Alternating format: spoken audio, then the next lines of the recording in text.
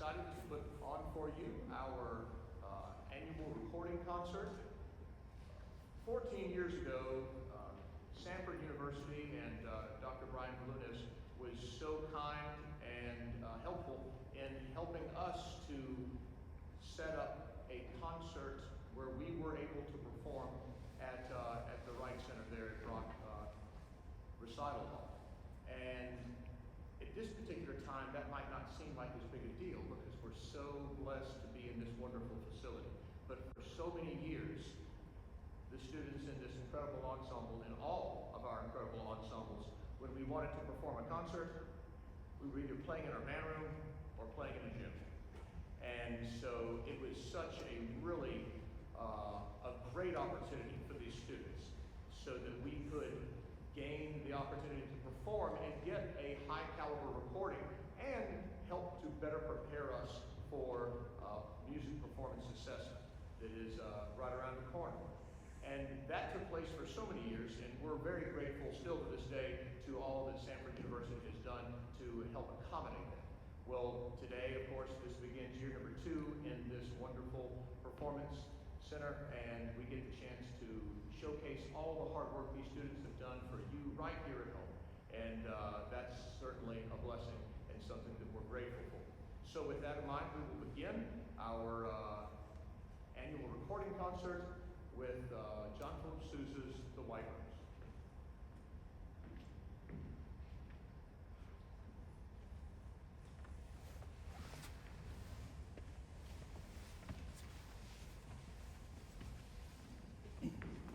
Also, as I said a moment ago, we are making high fidelity recordings of this concert. You can see the microphone stands around you here. This is one of those things that allow us to have audition material to present so that doors of opportunity are opened up for these students in the future. So please do make sure that your cell phones or any other personal device is silenced so that we can get the best recording that these students are capable of producing. Thank you.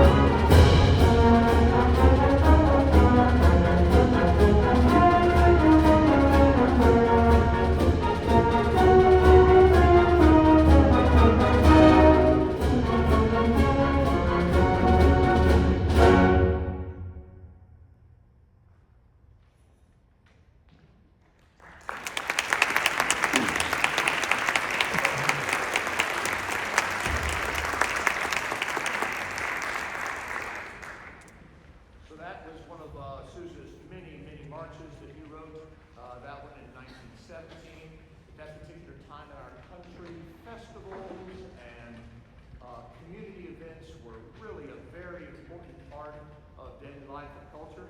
And the community of York, Pennsylvania had what they call the Festival of Flowers, and commissioned Mr. Sousa to write a march for their event.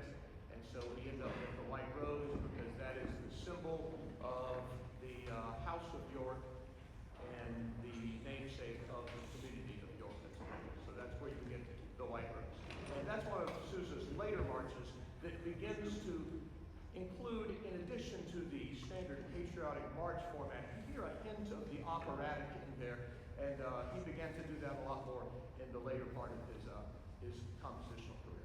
Next, we're going to move just a few years forward. We're keeping things in the way back right now, and we're going to jump all the way up to 1924, where Ralph Vaughan Williams, one of the most noted British composers of that time and really historically, wrote so many pieces for orchestra, but also was one of the most key members of the culture of writers that was beginning to write art music for the wind band.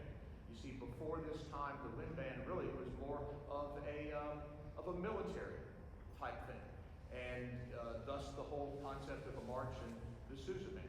Well, now we're beginning to see the evolution of art music written specifically for the wind band, and composers like Vaughan Williams, Holst, and Granger were so key and instrumental in helping to create that momentum for this particular type of ensemble. So in 23, Vaughan Williams wrote the Folk Song Suite, which is one of his more popular pieces, and in 24 he wrote Toccata Marziale, which is a landmark piece that is celebrated by so many as one of the cornerstone pieces of wind band literature. We're going to be playing two pieces. We're going to be playing that, plus a piece that he wrote 15 years later called Flourish for Wind Band.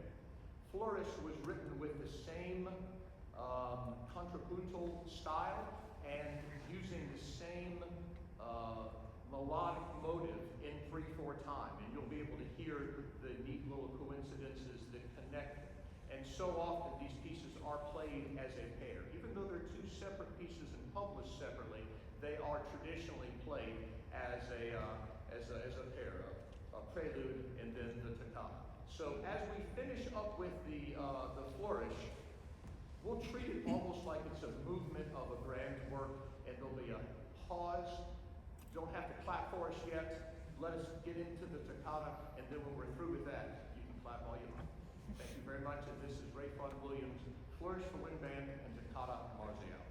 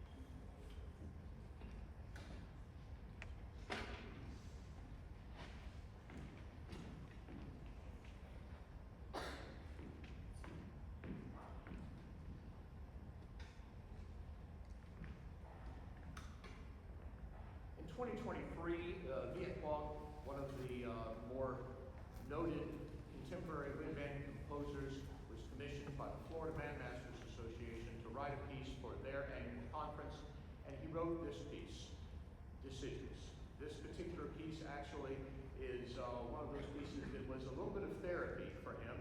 He had, in the previous couple of years, lost his father and felt constricted in his creativity and struggled with his writing for a period of time.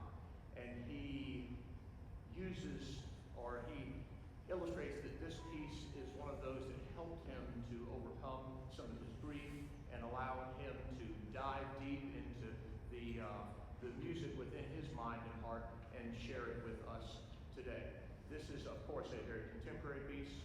It won the Ravelli Prize, which is one of the more noted opportunities for composers to be recognized for new band works that are released from year to year. And this piece is, whereas you heard the previous pieces being more focused on melody and harmony and contrapuntal writing, this particular piece is written more in the modern film score type of style, where you're going to hear a lot of what's called soundscapes, and it's meant to create a palette which you can mentally digest, and it can take you to different places, and it can allow you to drift off into your own perspective as you hear these. Now, as we get later into the piece, you will hear some wonderful melodic content. It's first brought to us by the trumpet section. You'll definitely know when that happens. But this is a really great piece, and it's one of those that the students have done such an incredible job as they have grown in their ability to comprehend and understand where their particular contribution needs to be relative to the whole ensemble. And I hope that you enjoy it as well. This is Viet Quang